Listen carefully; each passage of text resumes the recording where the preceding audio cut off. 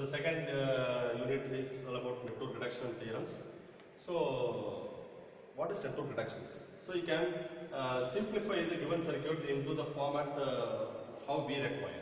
So, for that case, some techniques are there. If you say, if you have a star network, you can convert that into delta network. Depending upon your requirement or the time, in how much time you have to complete that problem. So, it all depends on the reduction techniques. So, now let us see how to convert voltage source into current source and current source into voltage source. That is the first reduction technique. How to convert a voltage source. Normally, a voltage source being, a practical voltage source is being represented by an internal resistance R with the source. This is your voltage source, for example. This is your voltage source. So, always voltage source will be having its internal resistance in series with it. I can convert this one into an equivalent current source. Now, this is a symbol for current source, and I can convert this into equivalent current source like this.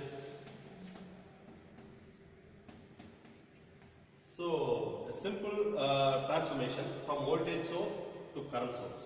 So, how to convert? So, the value of I can be found by applying Ohm's law. That is what is current I. Current I is equal to V by R. So, the internal resistance of the voltage source is shown as R and the voltage value is V. So, if I want I, current source value, the equivalent value of current source can be found just by V by R. So, this gives you current source value. And that resistance, what we have as internal resistance in series with the voltage source, can be provided parallel to the current source. Then this forms the equivalent current source of the voltage source. Now this is your voltage source, and this is how you can convert it. I will show you with a simple problem how to convert this voltage source and current source. Just having values, I will show you how to convert this. Let us have a voltage source like this. For example, it is 5 volts, and here it is 2 ohms as internal resistance. Now this is your current source, as a voltage source. Now we can convert this into equivalent current source. So equivalent current source for this voltage source is simply, I can show like this. So 5 divided by 2. This is your current source value I. I is equal to 5 by 2, that is V by R, it is equal to 2.5 ampere. So the current source value is 2.5 ampere. And at the same time, that resistance will be provided parallel to the current source. So now this is the equivalent value of current source for the given voltage source. So this is one method, this is one technique normally we used to have, because once if you solving a problem, in some places will be very easy to solve a problem with the current source.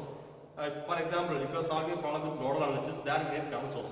Once if your sources are given in terms of current values, or if you have current source in the problem, then we can solve very easily using nodal analysis. And if you go for mesh loop analysis, there we need voltage source. Also should be in voltage value. Voltage source, if they are converted into voltage source, then you can solve that circuit using mesh loop analysis. So it's not convenient. We can either have voltage source or current source. We can equivalent values also we can find using this simple method. So this is one method of one reduction method, or one technique how to transform voltage source into current source and current source into voltage source. And now let me go for the next important topic called current division rule and voltage division rule. Current division rule and voltage division rule. The next important topic, voltage division rule and current division rule. So let us start with a circuit, simple circuit. I have shown a voltage source V and resistance R1 R2 are connected in parallel across this V. Now, if I want to find voltage across R1, let it be V1, and voltage across R2, let it be V2. In this case, this kind of voltage division rule can be applied once if you don't know the value of current flowing through that circuit. And we can apply directly. We can apply this voltage division rule. So voltage division rule is normally applied to the series circuits. Now let us see in this case.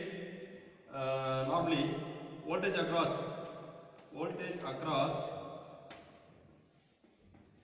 R1 is equal to taken as V1. So you can easily found this V1 in terms of V instead of going for I.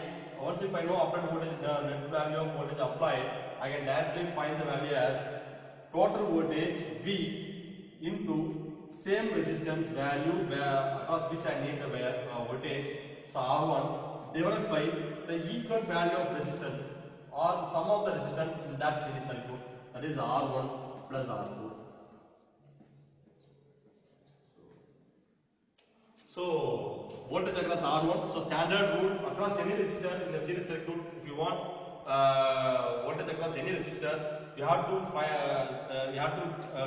multiply the voltage, applied voltage, net applied voltage with that particular resistance and divide that value by the total resistance of the circuit. So in general, we can mark total voltage applied. In general, we can say total voltage applied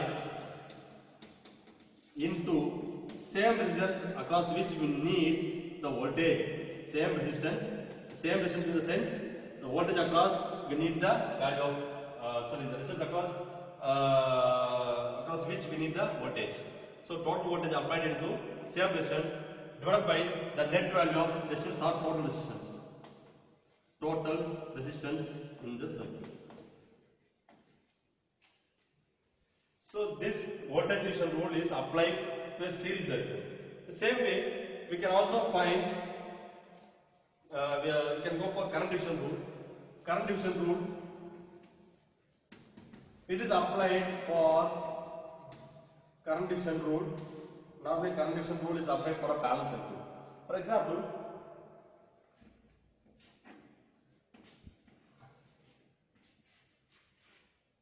let us have two resistors. I have shown two resistors current parallel, and I don't have voltage across. I don't know the voltage across each resistance, but I know the total current coming towards the node of that resistance. At this node, the current entering is I. So here it is I1 and I2. So even though I couldn't find, I don't know the value of voltage across each resistance, but I know the current, total current coming to the towards circuit. I can find current flowing through each circuit. Each branch. So how? Now let us see current flowing through I1. R1 and R2. Let us take it R1 and R2. Current flowing through R1 is taken as I1. So I1 is equal to total current coming towards the branch I into other resistance, that is R2 divided by total resistance. So this is the current division method.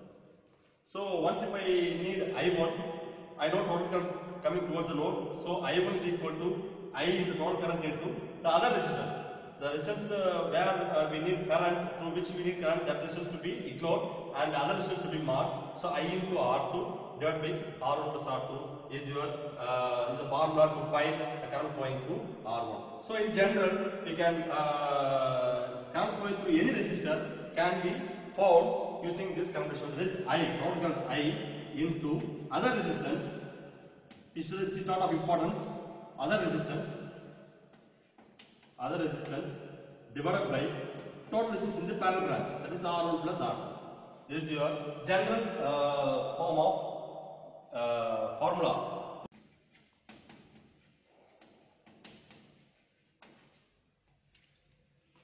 So total current I into other resistance divided by total resistance.